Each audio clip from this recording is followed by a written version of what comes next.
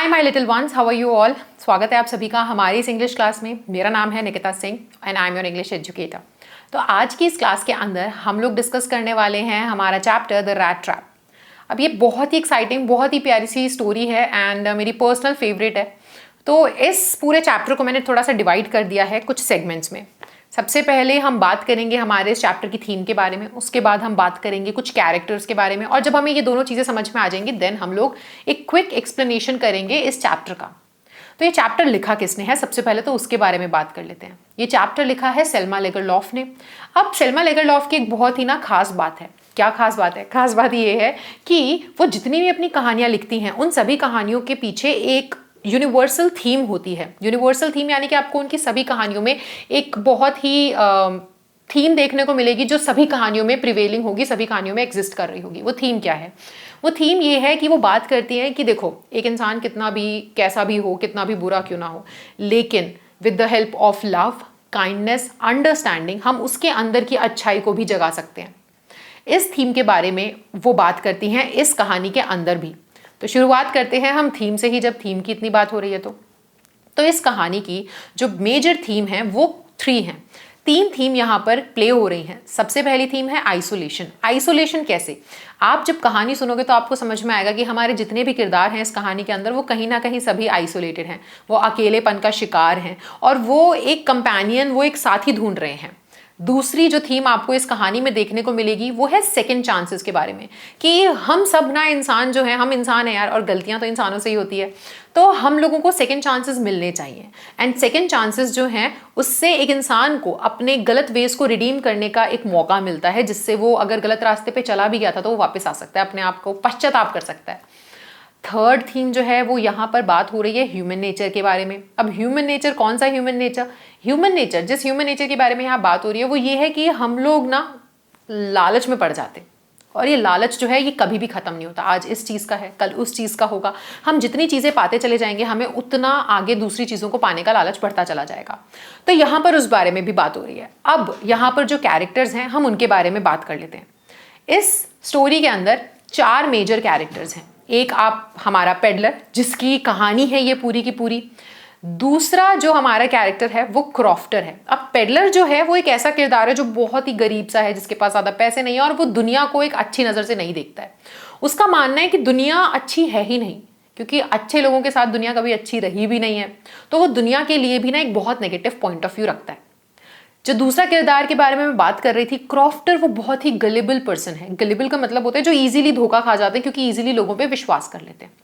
बहुत ही गलिबल इंसान है। अब आप कहानी में जानोगे कि गलिबल कैसे है।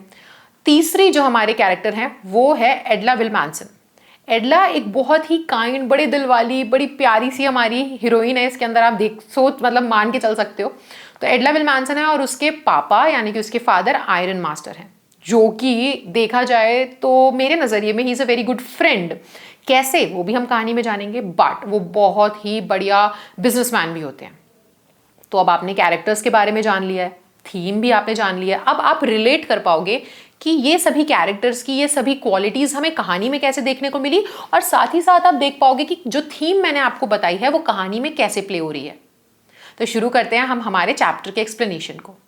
अब चैप्टर कुछ इस तरीके से शुरू होता है कि हमारा यहाँ पर बता रहे हैं पेडलर के बारे में। अब वो पेडलर जो है, पेडलर मीन्स एक इंसान जो चीज़ें बेचता हो। अब यहाँ पर हमारा पेडलर जो है वो रैट ट्रैप पेडल करता है, यानी कि रैट ट्रैप बेचता है।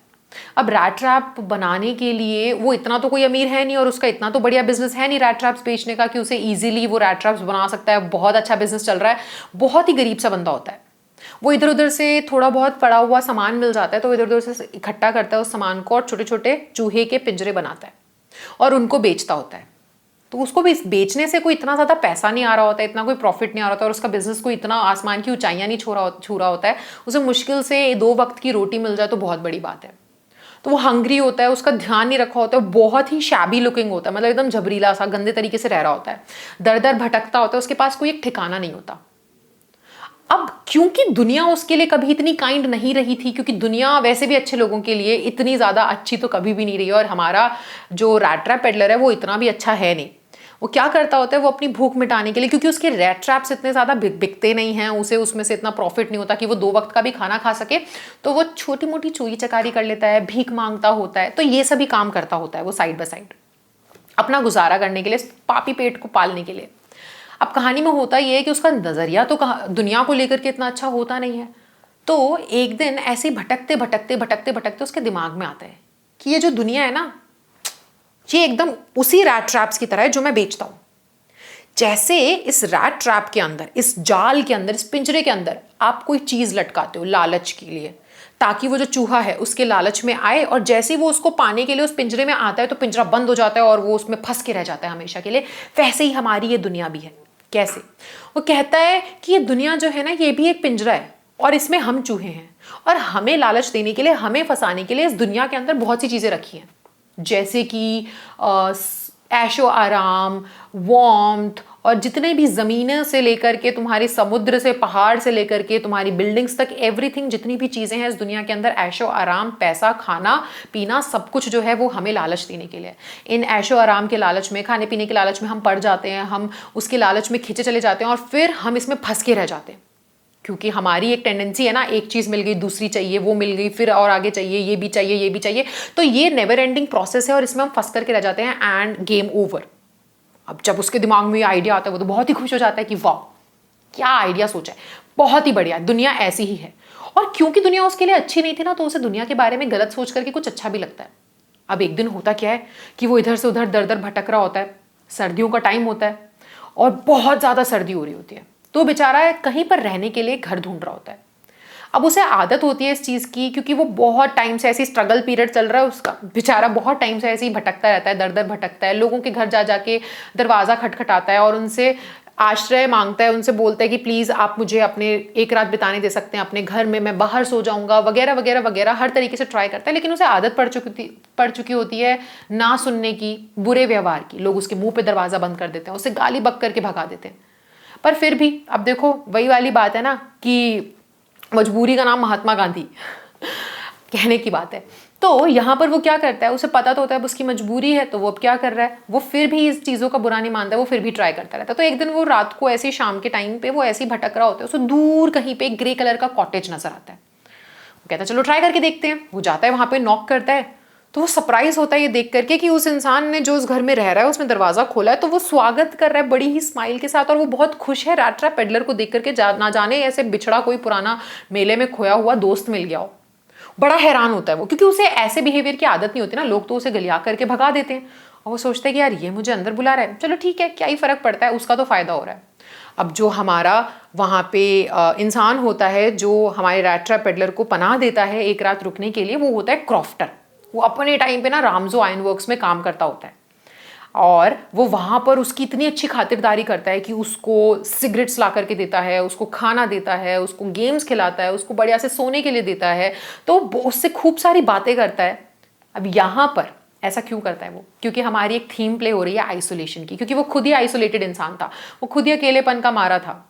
तो उसे बहुत अच्छा लगता है जब उसके पास कोई आता है बात करने के लिए, उसे लगता है कि फाइनली मेरे पास एक कंपनी है, मैं अपने दुख दर्द में अपनी बातें किसी के साथ शेयर कर सकता हूँ, मैं गप्पे मार सकता हूँ, तो बहुत खुश होता है। इसलिए किसी अनजान को अपने घर में बुला लेता है और ऐसे खातिरदारी करते हैं जैसे कि मेहमान आए हैं, कोई उसके जान पहचान के। बट वो बहुत ही हॉस्पिटेबल होता है क्रॉफ्टर, बहुत अच्छे से खातिरदारी करता है, इतनी ज्यादा खातिरदारी कर लेता है कि वो अपने घर के सारे राज बता देता है। वो बताता है कि मैं अपने टाइम में बहुत ही ज्यादा, मतलब सही था, मेरा अच्छा खासा काम चल रहा था, लेकिन अब मैं बूढ़ा हो गया हूँ ना, काम नहीं कर पाता हूँ आयरन वर्क्स में, तो अब जो है इस टाइम पे मेरी जो गाय है वो मेरा बड़ा ही ज्यादा साथ दे रही है। अभी पिछले ही महीने उसने मेरे को 30 क्रोनर्स का बिल जो है वो कमा करके ला करके दिया, इतना बढ़िया दूध देती है वो, उसका दूध बेच करके 30 क्रोनर्स मुझे मिले। अब क्रॉफ्टर को लगता है कि इस बात पे ना रैट ट्रैप पेडलर विश्वास नहीं कर रहा है, तो कहता है रुक रुक, मैं तुझे अभी दिखाता हूँ। और वो वहां से उठता है, जाता है और जाकर के खिड़की के बाजू में उसने जहां पे अपने पैसे रखे होते हैं ना, उसके सामने रैट ट्रैप पेडलर, जो कि क्रॉफ्टर को नहीं पता लेकिन हम तो जानते हैं ना वो चोर है, उसके सामने जाकर के वो उसमें से पैसे निकालता है और उसको दिखाता है कि देख, तेरे को विश्वास नहीं था, ये देख, ये देख, यहाँ पर रहे पैसे। उसके अंदर 10-10 के 3 यानी कि 30 क्रोनर का बिल होता है, और वो दिखाता है ये देख, ये पैसे मुझे मेरी गाय की वजह से मिले, बहुत ही बढ़िया गाय है। और फिर वापस वो उस लेदर पाउच में डालता है और जाकर के उसे खिड़की के बाजू में लटका देता है। अब ये तो वही बात हुई कि तुमने चोर को तिजोरी का रास्ता ही नहीं बल्कि चाबी भी पकड़ा दी है। अब होता क्या है कि ये लोग बातें बातें करने के बाद सो जाते हैं।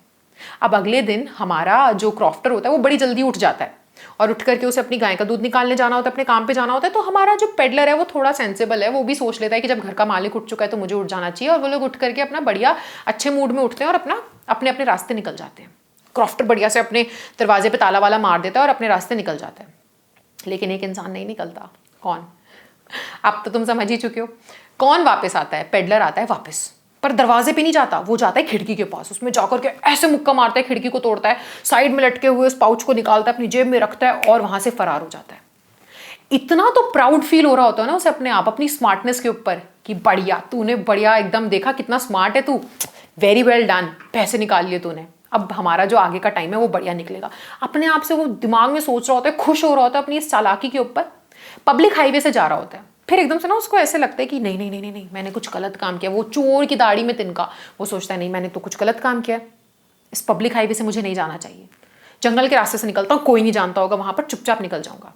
जंगल में चला तो जाता है, जंगल होता है बहुत घना, जंगल में वो गोल गोल गोल गोल गोल गोल घूमता रह जाता है एक ही जगह पर, लेकिन बाहर ही नहीं निकल पाता। फाइनली वो इतना ज्यादा थक जाता है, थक के चूर हो जाता है, उसे लगता है मैं एक भी कदम आगे नहीं ले पाऊंगा, और उसे लगता है बस अब मैं यहीं मर जाऊंगा। फिर क्या होता है, उसके दिमाग में आइडिया आता है। क्या आइडिया आता है? उसको फिर से अपनी वही बात याद आती है कि इस दुनिया के अंदर बहुत सारा लालच है, उस लालच के शिकार में हम पड़ जाते हैं, उस लालच को पाने के लिए हम जाते हैं, और ये दुनिया एक जाल बन के हमारे ऊपर बंद हो जाती है, और वहां पे गेम ओवर। और फिर उसे महसूस होता है, रियलाइज होता है कि उसी जाल का हिस्सा तो वो खुद बन चुका है, क्योंकि लालच तो उसके सामने भी था। उस लालच को पाने के लिए जब वो गया है तो अब देखो एक जंगल में फंस के रह गया, और ये जंगल पूरा का पूरा उसके ऊपर बंद हो रहा है एक जाल की तरह, क्योंकि वो बाहर नहीं निकल पा रहा है। बहुत पछतावा होता है बाय गॉड, और वो ऐसे ना जमीन पे गिर जाता है कि अब मैं थक गया, मैं कुछ नहीं कर पाऊंगा, मेरी आंखें बंद हो रही है, अब बस मैं मर गया, भगवान कुछ करो मुझे बचा लो। और वो बेहोश हो गया, ऐसे जैसे गिरता है, उसका सर जैसे ही जमीन से लगता है तो एकदम से ना उसे धम धम धम धम आवाज आती है।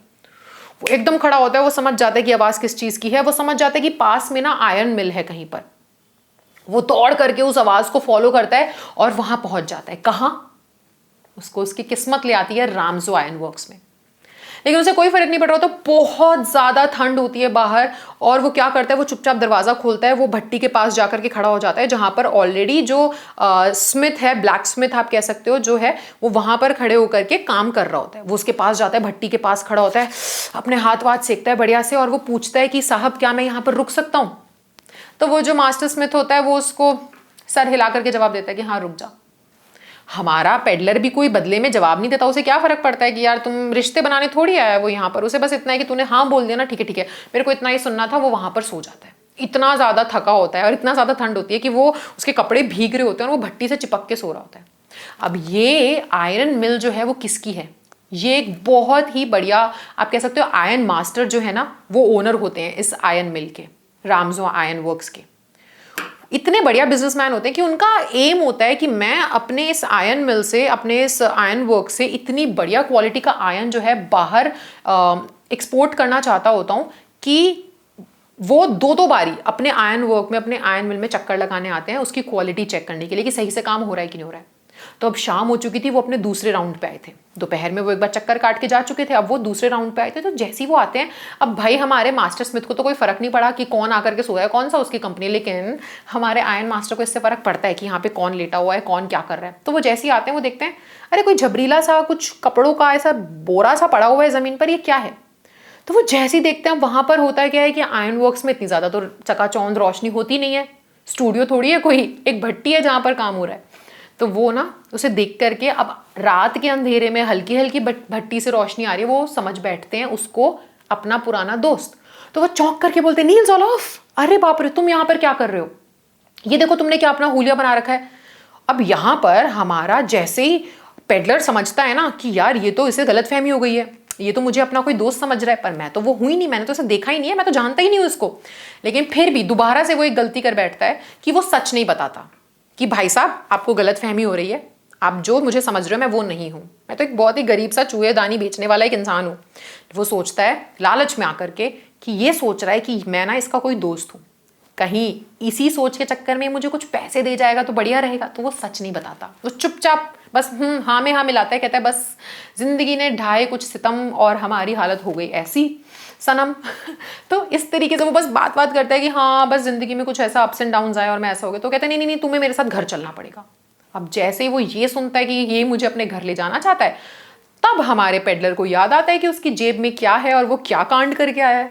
तो बोलता है नहीं नहीं नहीं नहीं, मैं तुम्हारे घर नहीं जा सकता, मैं यहीं पर ठीक हूँ, मेरे को आपके घर नहीं आना। ओके, तो यहाँ पे आयरन मास्टर काफी इंसिस्ट करते कि नहीं नहीं नहीं तुम्हें मेरे साथ चलना पड़ेगा, हम लोग, तुम्हें तो अपनी रेजिमेंट में से रिजाइन ही नहीं करना चाहिए था, आर्मी रेजिमेंट में बढ़िया तुम काम कर रहे थे, देखो तुम्हारी किस्मत तुम्हें कहाँ ले आई है। बहुत मनाने की कोशिश करते हैं आयरन मास्टर, लेकिन वो समझ जाता है कि इसके घर जाना ये तो वही बात हो जाएगी कि शेर के आगे खुद जाकर के नाचना कि आओ भाई मुझे खा लो, मुझे अपना डिनर बना लो।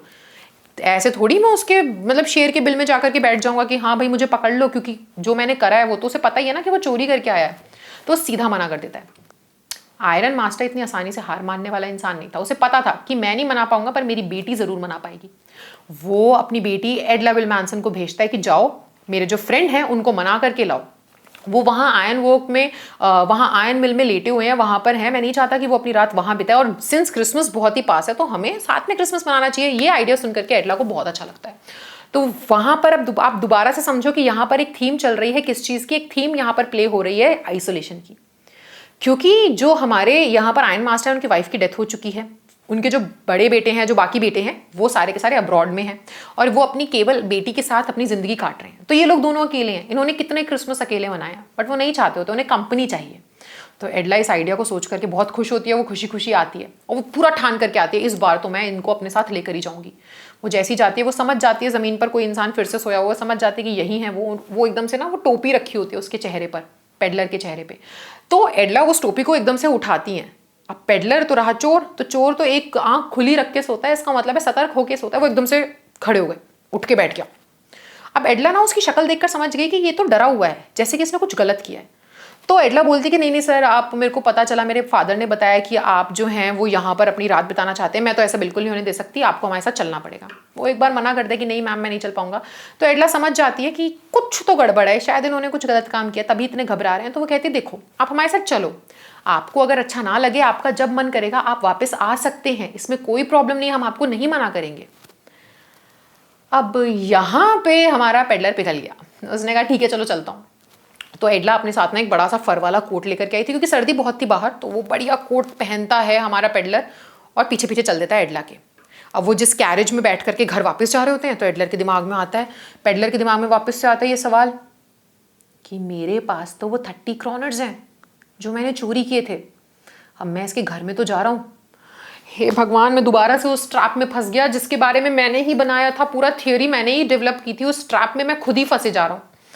और उसे ना बड़ा अजीब सा लगने लग जाता है, वो बहुत नर्वस हो जाता है। अब होता क्या है कि अगले दिन हमारे जो आयरन मास्टर है वो बहुत ही ज़्यादा बढ़िया मतलब फ्रेंड है, क्योंकि वो अपनी बेटी के साथ डिस्कस कर रहे होते हैं कि देखो तुम ये मत सोचना कि हमारे कैप्टन वॉन स्टील जो हैं वो हमेशा से ऐसे हैं, वो बहुत एजुकेटेड इंसान है। अभी देखना जब नहा धो करके तैयार होकर दाढ़ी वाड़ी कटवा करके आएंगे ना, तब तुम्हें उनके अंदर का एक पुराना कॉमरेड नजर आएगा। अब ये इस बारे में बात कर रहे होते हैं। वो कहते हैं सबसे पहले तो मुझे अपने दोस्त को कुछ खिलाना पिलाना है ताकि उसके शरीर पे थोड़ी चर्बी आए, और फिर सेकंड थिंग कि मुझे उसके लिए एक अच्छी नौकरी ढूंढनी है। तो यहाँ से हमें पता चलता है कि वो एक अच्छे फ्रेंड भी हैं। बट होता क्या है कि वो असल में पेडलर उनका दोस्त थोड़ी था। जब वो ठीक ठाक कपड़े पहन कर आता है, अब सुबह का उजाला है, ठीक ठाक कपड़े पहन के आया है, दाढ़ी कटवा ली है, अब जब वो पूरा ग्रूम होकर के आता है तो उसका खुलासा हो जाता है। अब हमारे यहाँ पे आयरन मास्टर देख करके हैरान हो जाते हैं। वो कहते हैं ये क्या मजाक है। पेडलर भी समझ जाता है, वो कहता है देखो देखो मेरी गलती नहीं है, आप ही की गलती है, आप ही मुझे पता नहीं क्या समझ करके यहाँ उठा लाए, मैंने कोई झूठ नहीं बोला। तो यहाँ पे हमारे आयरन मास्टर को बड़ा गुस्सा आता है कि तुमने झूठ नहीं बोला तो तुमने सच भी तो नहीं बताया, तुम रुको, शेरिफ जो है ना वो तुमसे सारा सच उगलवाएगा, रुको तुम, मैं उसे कॉल करता हूँ। अब इतने में हमारा पेडलर जो है वो जाता है और उनके टेबल पे ऐसे हाथ मारता है, कहता है सुनो सर मेरी बात सुनो, आप, मैं बताता हूँ, ये दुनिया जो है ना ये पूरी की पूरी क्या है, कुछ नहीं है, ये एक जाल है, ये हमें फंसाने के लिए हमारे दुनिया में इतने सारे हमारे लिए लालच रखे गए हैं और हम इन लालच में आ जाते हैं और हम फिर क्या करते हैं, हम उसमें फंस के रह जाते हैं। आप भी किसी दिन एक ऐसी लालच में पड़ जाओगे और आप भी फंस के रह जाओगे, देखना ऐसे ही होगा। पूरी थ्योरी समझाने लग जाता है और हमारा जो आयरन मास्टर होता है वो बैठ करके हंस रहा होता है। वो कहता है चलो ठीक है ठीक है ठीक है, तुमने जो भी बताया फाइन, लेकिन सुनो अब तुम ना जल्दी यहाँ से कल्टी हो लो, निकलो जल्दी यहाँ से, तुम और नहीं देर यहाँ पे रुक सकते। वहां पे एडला भी होती है। एडला कहती है नहीं पापा, हम नहीं जाने दे सकते इनको। देखो हमने इनको प्रॉमिस किया था कि हम इनको क्रिसमस चीयर देंगे, यानी कि क्रिसमस का त्यौहार आ रहा है, हम इनको अपने साथ सेलिब्रेट करने का मौका देंगे। ये इंसान पूरे साल भर दर दर भटकता है, एक प्रॉपर तरीके से एक अच्छे एनवायरनमेंट में, सेफ एनवायरनमेंट में नींद तक नहीं ले पाता, भरपेट खाना तक नहीं खा पाता। उसको भी तो हक है ना कि वो क्रिसमस पर अच्छे से रह सके, भरपेट खाना खा सके, सेफली सो सके। तो हमने जब उसे प्रॉमिस किया तो हम उससे ये सब नहीं छीन सकते। अब एडला की यहाँ पर ना लोगों को मनाने की जो स्किल्स होती है ना, परसुएसिव स्किल्स, वो बड़ी ज़्यादा एकदम ऐसे फर्स्ट क्लास होती है। वो अपने पापा को मना लेती है, तो उसके पापा कहते हैं ठीक है बेटा जो करना है करो, लेकिन बाद में पछताते हुए मेरे पास मत आना। वो खुश हो जाती है। अब क्या होता है कि वो पूरा दिन हमारा पेडलर सोते खाते में बिता देता है। अब रात होती है। अब वो रात को खाना वाना खाने के बाद टेबल पे सबके पास जाते हैं उन्हें थैंक यू बोलने के लिए और गुड नाइट बोलने के लिए। तो जब वो एडला के पास आता है तो एडला बोलती है कि देखो ये जो कपड़े हैं ना, जो नीट एंड टाइडी क्लोथ्स हैं तुम्हारे पास, ये तुम रख लो एज अ क्रिसमस प्रेजेंट। मैंने अपने फादर से बात कर ली है और तुम्हें डरने की, टेंशन लेने की बिल्कुल भी ज़रूरत नहीं है। अगर अगले साल तुम्हें कोई भी जगह ना मिले ना क्रिसमस मनाने के लिए, तो तुम हमारे पास आ सकते हो, हम साथ में क्रिसमस मनाएंगे। और ये कपड़े भी रिटर्न मत करना, ये तुम्हारे लिए गिफ्ट है। अब हमारा पेडलर हैरान रह जाता है, कुछ नहीं बोलता। वो ये सारी चीज़ें बस देखता रहता है कि मेरे साथ क्या हो रहा है, ये औरत कैसी है, मतलब समझ ही नहीं पा रहा होता कुछ भी। अब होता क्या है कि अगले दिन हमारे क्रिसमस होता है अगले दिन, तो हमारे आयरन मास्टर और एडला सुबह सुबह चर्च पे निकल जाते हैं प्रेयर के लिए। और जब वहां पर चर्च में पहुंचते हैं तो उन्हें पता चलता है कि क्रॉफ्टर के यहाँ पर चोरी हुई है और किसी ने 30 क्रॉनर, किसी रैट ट्रैप पेडलर ने 30 क्रॉनर वहां से चुरा लिए हैं। ये समझ जाते हैं कि तो वही रैट ट्रैप पेडलर है जो हमारे घर पे रुका हुआ है। पूरे रास्ते एडला का सर ऐसे लटका होता है और उसके पापा बोल रहे थे कि देखा मैंने तुम्हें कहा था ना। अब पता नहीं कितनी सोने की चांदी की चम्मचें हमारे घर से कितना कुछ लूट के ले गया होगा वो। जैसे ही वो अपने घर में पहुंचते हैं तो वो वैले से पूछते हैं हाँ भाई वो इंसान अभी भी है क्या। तो उनका वैले बोलते हैं कि नहीं नहीं नहीं सर, वो यहाँ पर नहीं है, वो तो जा चुका है। और फिर जब आयरन मास्टर उन्हें बताते हैं कि उनको क्या पता चला है, क्या खुलासा हुआ है उनके सामने कि वो चोर है, तो वैले उनको बताते हैं कि सर उसने कुछ चोरी नहीं किया, इंस्टेड वो तो कुछ देकर के गया है। एक बहुत ही शैबी से पेपर में रैप किया हुआ एक गिफ्ट होता है। वो गिफ्ट क्या होता है, एक रैट ट्रैप होता है। उसके अंदर रखा होता है 30 क्रॉनर का बिल और एक नोट। जब वो नोट पढ़ती है हमारी एडला तो उस नोट में लिखा होता है थैंक यू। एक थैंक यू नोट होता है वो एडला के लिए। वो बताता है कि ये जो पैसे हैं, ये पैसे मैं आपको वापस करना चाहता हूँ, आप इन क्रॉफ्टर को ये पैसे वापस कर दीजिएगा और उनको जाकर के ये पैसे दे दीजिएगा। और साथ ही साथ ये रैट ट्रैप जो है ये एक चूहे की तरफ से आपको गिफ्ट है, क्योंकि आपने मुझ में विश्वास दिखाया, आपने मेरी सच्चाई जानने के बाद भी मुझे जगह दी, आप इतने काइंड थे, इतनी लविंग थे और इतने अंडरस्टैंडिंग थे मेरे लिए, तो मैं आपको लेट डाउन नहीं करना चाहता। आपने मेरे को ऐसे ही इज्जत दी जैसे कि मैं एक सच का कैप्टन हूँ, तो इसके लिए मैं आपको थैंक यू बोलना चाहता हूँ। और बीइंग अ कैप्टन मैं आपको ये गिफ्ट भी दे रहा हूँ। और लास्ट में वो सिग्नेचर भी करता है एज कैप्टन वॉन स्टे। और यहाँ पर हमारी स्टोरी हो जाती है खत्म। अब इस स्टोरी के पीछे ना एक बहुत बड़ा मेटाफर है। मेटाफर यानी कि दो चीज़ों को जब हम कंपेयर करते हैं उनके बीच में सिमिलैरिटीज़ लेकर के आते हैं, जबकि उनके बीच में सिमिलैरिटीज़ नहीं है तो वो मेटाफर होता है। अब इस चैप्टर का नाम है द रैट ट्रैप। ये नाम में ही मेटाफर है। कैसे? देखो यहाँ पर रैट ट्रैप जो है वो एक्चुअल में रैट ट्रैप की कहानी नहीं है, किसी चूहे के पिंजरे की कहानी नहीं है। उस चूहे के पिंजरे के कॉन्सेप्ट को कंपेयर किया गया है इस दुनिया के साथ, इस दुनिया को कंपेयर किया गया है उस पिंजरे के साथ। इनके बीच में कुछ सिमिलैरिटीज ड्रॉ करने की कोशिश की गई है कि जैसे चूहे का पिंजरा है वैसे दुनिया है, जैसे चूहा है वैसे इंसान है, और जैसे चूहे के लिए लालच लटकाते हैं वैसे ही हम इस दुनिया में हमारे लिए लालच रखे गए हैं और हम इस लालच में पड़ जाते हैं उस चूहे की तरह। तो जैसे पिंजरा उस पर बंद हो जाता है वैसे ये दुनिया का जाल हमारे ऊपर बंद हो जाता है और हम हमेशा के लिए इसमें फंस के रह जाते हैं। तो कहा गया ना कि सब मोह माया है, तो वो इस कहानी में सच है। और इस कहानी में जो थीम मैंने बताई थी, यूनिवर्सल थीम जो प्ले हुई है, जो कि सेल्मा लेगरलॉफ की हर कहानी में रही है, कि लविंग और अंडरस्टैंडिंग, और अगर आप काइंड हो किसी इंसान के प्रति तो आप उसके अंदर की अच्छाई को निकाल सकते हो बाहर। तो वो थीम भी यहाँ पर प्ले हो रही है कि हमारा जो पेडलर था वो दुनिया के प्रति ना इतना अच्छा तो पॉइंट ऑफ व्यू रखता नहीं था, वो बहुत ही नेगेटिव था, है कि नहीं। और यहाँ पर होता क्या है कि फिर भी वो जब एडला उसे मिलती है और जब एडला उसके साथ बहुत ही ज़्यादा काइंड तरीके से पेश आती है, लविंग और केयरिंग और अंडरस्टैंडिंग तरीके से पेश आती है, तो लास्ट में हमारा पेडलर भी तो उसको समझता है और उसी के हिसाब से अच्छाई से ही उनको जवाब देता है।